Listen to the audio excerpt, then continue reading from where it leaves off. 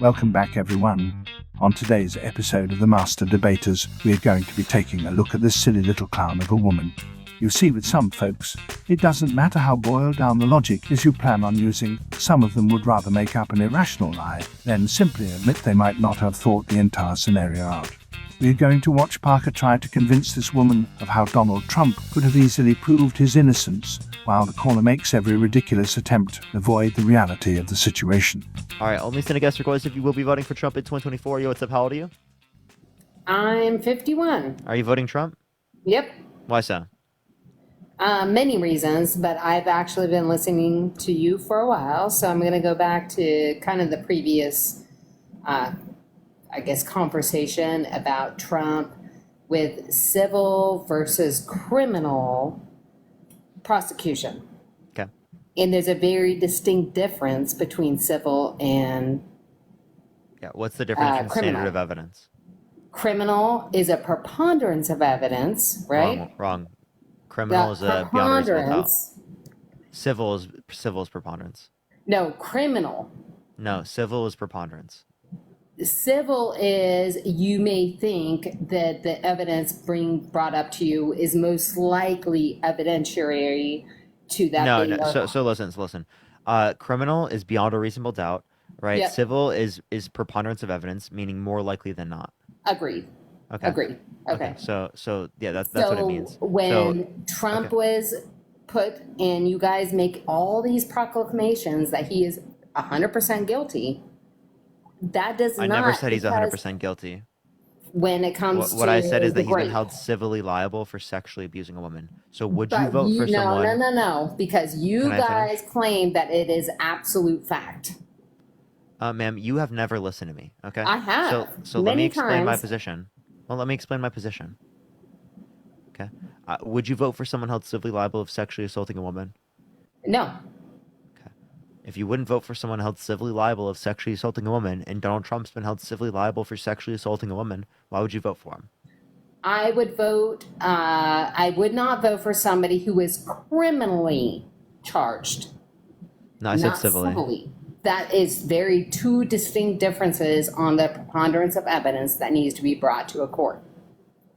The level in which a preponderance of evidence through a No, I asked you, would you vote for someone held civilly liable of sexually assaulting a woman? And you said no. Correct. Civil. So if Correct. you wouldn't vote for someone held civilly liable of sexually assaulting a woman, why would you vote for Donald Trump if you were... I would vote for somebody civil, not vote for somebody criminal. Would you vote for someone held civilly liable of sexually assaulting a child? Civil? No.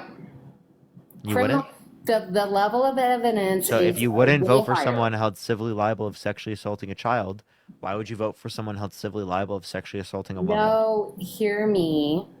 What I am saying is if it is civil, I would vote for somebody because the evidence is not to the standard. You just contradicted yourself, though. I asked you. No, because listen, I asked you if you... And I am correcting the record. I'm correcting the record. Okay. You Civil, said, I asked you, would you vote for someone held civilly liable of sexually assaulting a child? You said no. I would vote for somebody. So you would vote for someone held civilly liable of sexually assaulting a child? Would you let someone be a gym teacher if they were held civilly liable of sexually assaulting a child? Yes. You'd let them be a gym teacher? Yep. Would you let them babysit your kids? Yep. Because I know what you're doing. You guys are very good at trying to put somebody in a corner on these debates. Oh, so yes. Again, just to clarify, you would let someone held civilly liable of sexually assaulting a child take care of your child and be a babysitter. I think that's negligence. I think that civil versus criminal is a very different standard. If they cannot meet criminal, then they have not proven that that person is actually guilty. Okay, can I ask you this question? Yep. What was the reasonable doubt in the case? There's a lot of reasonable doubt in my mind, and you're not going to agree to this. I think the DOJ has been armed, and I think that there are...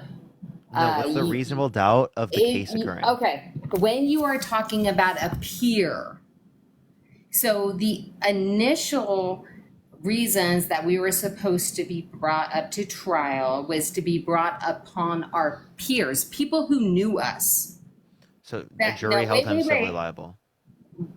When you look at that people know you, did anyone on that jury know Trump personally? Because that is really the requirement of our foundational constitution, is that they knew the person that they were convicting. None of those people. That's not true. Most cases are. That is true. Ma'am, I'm sorry. I'm not saying that. I'm sorry to break it to you. Most juries are not like that. That's not how juries work. Well, Push that mustache. Thank you so much. Now. Actually, they would say that there would be like some sort of, if you knew them personally, that there would be some sort of conflict that exists. Yep. Can you please let me finish, or I will mute you? Again, there would be some conflict of interest involved insofar as that they wouldn't want them to be a particular juror. So again, he was actually involved in the jury selection process. So again, I'm asking you, what was the reasonable doubt that she was sexually assaulted by Donald Trump? What was the reasonable doubt? Here's the twist. The initial Constitution, the people who actually were available and were... Yeah, do I need to restate the question? No. What was the reasonable doubt? Hold on, because what you're trying to make because you're trying to make a proclamation that that's a conflict of interest.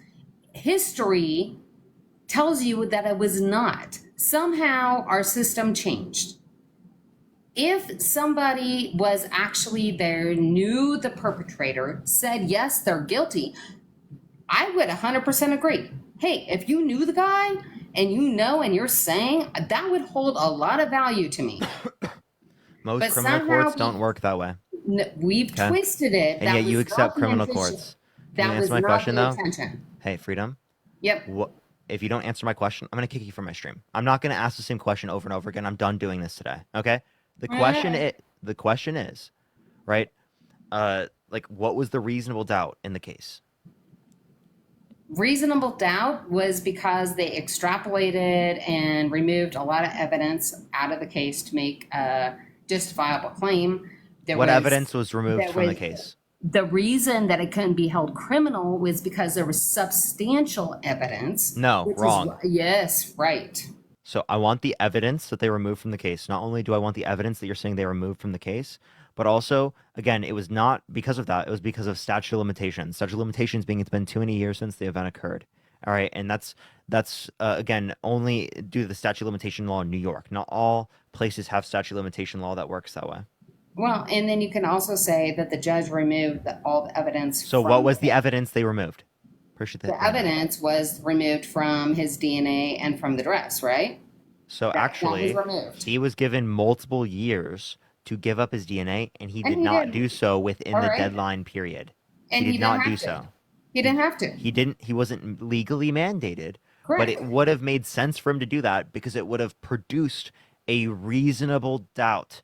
If it was the case that it would have produced that he wasn't at the scene or at the scene of the crime. So if he gave up his DNA and his DNA was not on that dress, he would have been exonerated. But he did not give up his DNA. Why? Because it would have likely incriminated him.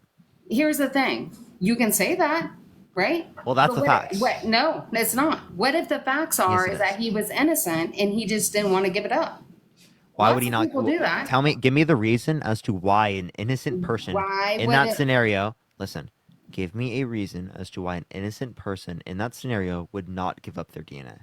I could probably put forward to you many cases where people have been put forth to court and put into prison for life terms, overturned because of a different evidence that came out later. No, in terms of DNA. In terms of DNA evidence. Hey. In terms of DNA evidence. Can you give me one scenario where they got the DNA wrong somehow? There are probably cases out there. Okay, can you give me one? I cannot, to be honest. But I will say that that planting of evidence has been known to be done by planting of evidence. Okay, yeah. So you think that there probably would have been planting of evidence? Possible. So I'll ask you, say possible is not the same thing as probable. Possible meaning that. So it's also possible that that I could, when I die, turn into a Pokemon master. And it's possible. Right, and I win the Unova League. And the Sinnoh region. Don't forget that one. And it's possible I he's might go back to innocent. Johto. Okay. Well, look Kanto maybe. at You realize how ridiculous that is? no, I don't. So just because something is logically you don't realize how ridiculous that is? No, I'm about I to don't. kick you from my live because that was one of the dumbest things I've ever heard in my life. Obviously, you know it's ridiculous for me to say that when I die, I'm going to go to a Pokemon Master League, right? And I'm I going to don't beat the Elite listen Four. to you, Parker, because you make these extreme jumps. Hey, freedom. You go freedom. from Dude, 0 to 150 and then try to make a connection, and that's what not. you don't understand is what a reductio ad absurdum is. And this is how you No, show that particular worldviews are silly, by showing the same reasoning applied to a different scenario. The court gave the options. He was never forced, right? We can agree on that. He was Because never you can't forced. force in a civil court, but if it was a criminal court, he would have been forced. He was not forced. They couldn't force him in a criminal because they didn't have enough evidence. No, Proof. the reason why it was not. If they You had just lied enough again, proof, ma'am. I just no. told you. Shut up. I just told you. I told you that it is the case that is not based upon the evidence, right? It is based on the statute of limitations. If you continue to misinterpret that after I've told you very patiently and nicely, I'm gonna just keep muting you and telling you. Appreciate the Panther pause. Thank you. Okay. And that's fine. You can use statute of limitations and That's what happened. That's the facts. Okay. And the facts are it got dismissed out of the civil trial because the DNA was not submitted because legal reasoning, ethical reasoning that they could not make him do it. So you think that they would have planted his DNA?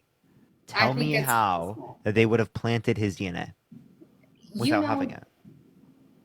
There are Where's the coffee? so many avenues for that. I wouldn't do it if I was him. Oh, really? Knowing the situation you guys have put him under. Can I ask you a question? If you were driving on the road and a cop thinks you are driving under the influence and Yeah. they pull you over, right? They still think you're driving under the influence. And the option was either you get fined or you can give up your breathalyzer. You do a breathalyzer, right, to show your innocence. Would you do the breathalyzer? I would probably pay the fine because I don't think I have to prove anything. And Don't even get me started. No, You're just because- irrational. I'm sorry, man. You're No. irrational. Like I don't want to engage with irrational people like that. If you are innocent, you've never drank alcohol in your life, would you take the breathalyzer? Would you take the breathalyzer in that scenario? No. I don't believe you, ma'am. You I- are lying at this point. You are You lying. and I have talked many times, actually. Okay, well then I'll kick you off my live. It was If I've already talked to you, why would I talk to you again? You're fucking irrational.